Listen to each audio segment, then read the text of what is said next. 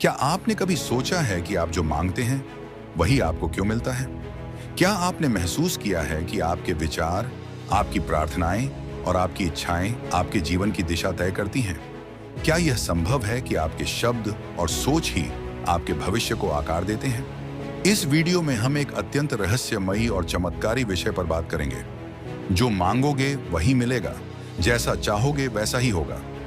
यह विषय न केवल बाइबल के गहरे सत्य से जुड़ा है, बल्कि वैदिक विज्ञान और उपनिषदों की जड़ में भी समाहित है। हम देखेंगे कि कैसे हमारे अवचेतन मन की शक्ति, सबकॉन्शियस माइंड, हमारे जीवन के हर क्षेत्र को प्रभावित करती है, और यह भी जानेंगे कि बाइबल के कौन से वचन इस सत्य को उजागर करते हैं। बाइबल में मत्ती 7:7 में लिखा है, मांगो तो तुम्हें दिया जाएगा, ढूंढो तो पाओगे, खटखटाओ तो तुम्हारे लिए खोला जाएगा। यह केवल एक धार्मिक आदेश नहीं है, यह एक गहरा ब्रह्मांडीय नियम है जो हमें सिखाता है कि जब हम पूरे विश्वास और निश्चय से मांगते हैं तो पूरा ब्रह्मांड उसे पूरा करने में लग जाता है। यह नियम केवल ईसाई धर्म में ही नहीं, बल्कि वैदिक परंपरा में भी स्पष्ट रूप से मिलता है। उपनिषदों में कहा गया है, यथा दृष्टि तथा सृष्टि, अर्थात जैसा आप सोचते हैं वैसा ही यह संसार आपके लिए बन जाता है। हमारे अवचेतन मन को ब्रह्मांडीय चेतना से जोड़ने का एक अद्भुत माध्यम है भावना और विश्वास।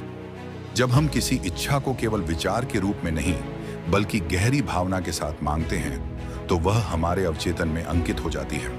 फिर वह विचार धीरे धीरे सृष्टि के नियमों के अनुसार हमारे भौतिक जीवन में प्रकट होता है। चलिए अब इस रहस्य को अध्याय दर अध्याय विस्तार से समझते हैं।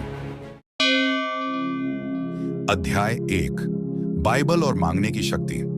बाइबल के कई भागों में मांगने और विश्वास की शक्ति के विषय में विस्तार से बताया गया है। यीशु मसीह स्वयं अपने शिष्यों को सिखाते हैं कि यदि वे विश्वास से मांगें तो पहाड़ भी हिल सकते हैं। मत्ती 21:22 में लिखा है, जो कुछ तुम प्रार्थना में विश्वास से मांगोगे वह तुम्हें मिलेगा। यह एक साधारण वाक्य नहीं, बल्कि एक ब्रह्मांडीय सिद्धांत है। इसका अर्थ है कि हमारी प्रार्थनाएं यदि विश्वास और समर्पण के साथ की जाए तो वे निश्चित रूप से पूरी होती हैं। यीशु ने जब अपने शिष्यों को प्रार्थना करना सिखाया, तब उन्होंने यह नहीं कहा कि वे ईश्वर से गिड़गिड़ाएं या बार बार दोहराएं। उन्होंने कहा कि जैसे एक बच्चा अपने पिता से विश्वास के साथ मांगता है, वैसे ही हमें भी मांगना चाहिए। यह दर्शाता है कि ईश्वर के साथ हमारा संबंध प्रेम पूर्ण और आत्मीय है। अध्याय 2, अवचेतन मन की भूमिका। अवचेतन मन वह शक्ति है जो हमारी चेतन अवस्था के नीचे कार्य करती है। यह हमारे अनुभवों, विश्वासों और विचारों का भंडार है। जब हम कोई विचार बार बार दोहराते हैं या भावनात्मक रूप से उसे महसूस करते हैं, तो वह विचार अवचेतन में प्रवेश कर जाता है और वहां से कार्य करना शुरू कर देता है। अवचेतन मन ब्रह्मांड के नियमों से जुड़ा होता है। यह अंतर नहीं करता कि जो आप सोच रहे हैं वह अच्छा है या बुरा। वह केवल आपकी भावना और आवृत्ति के अनुसार कार्य करता है। अगर आप डर, चिंता और कमी पर ध्यान केंद्रित करते हैं, तो अवचेतन मन उसी को आपकी सच्चाई बना देता है। लेकिन यदि आप विश्वास, प्रेम और समृद्धि के विचारों को पोषित करते हैं, तो जीवन में वैसी ही परिस्थितियां बनने लगती हैं।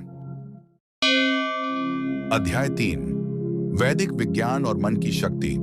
वैदिक दर्शन में मन को मन कहा गया है, जो न केवल विचार करता है, बल्कि सृष्टि की चेतना से भी जुड़ा होता है। योग, ध्यान और मंत्रों के माध्यम से यह संभव है कि हम अपने विचारों को ब्रह्मांड की लय के साथ संरेखित कर सकें। वेदों में कहा गया है, मन एव मनुष्याणाम कारणम बंध मोक्षो, अर्थात मन ही मनुष्य को बंधन और मुक्ति दोनों की ओर ले जाता है। उपनिषदों में भी बताया गया है कि ब्रह्मांडीय चेतना में जब कोई विचार पूरी निष्ठा और श्रद्धा से भेजा जाता है, तो वह ब्रह्मांड उस विचार को ग्रहण कर उसे साकार करने लगता है। इसका तात्पर्य है कि जब हम किसी इच्छा को स्पष्ट रूप से निर्धारित करते हैं और फिर उसे गहराई से महसूस करते हैं, तो वह ब्रह्मांड में गूंजने लगती है। अध्याय 4, अनुभव और उदाहरण। बाइबल में हन्ना की कहानी आती है, जो संतान के लिए तरस रही थी। उसने अपने हृदय की गहराई से प्रार्थना की और रो रो कर प्रभु से एक पुत्र मांगा। उसका विश्वास इतना दृढ़ था कि प्रभु ने उसकी विनती को सुना और उसे एक पुत्र शमूएल प्रदान किया। यह कहानी दर्शाती है कि जब हमारी भावना प्रबल होती है तो प्रार्थना में चमत्कार होते हैं। इसी तरह भारत के संतों की कहानियां भी यही दर्शाती हैं। जब संत तुकाराम, संत कबीर या मीराबाई ने ईश्वर को पुकारा तो उनकी आत्मा की पुकार ब्रह्मांड ने सुनी और उन्हें दिव्य अनुभव प्राप्त हुए। अध्याय 5, कैसे करें सही प्रार्थना। पहला, स्पष्टता रखें। आप जो चाहते हैं उसे स्पष्ट शब्दों में कहें। भ्रमपूर्ण और संदेह युक्त प्रार्थना का उत्तर नहीं मिलता। दूसरा, ध्यान के साथ करें।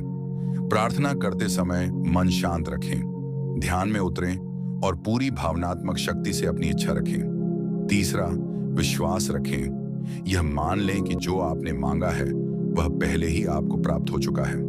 चौथा, कृतज्ञता व्यक्त करें। जो प्राप्त हुआ है और जो होने वाला है उसके लिए धन्यवाद करें।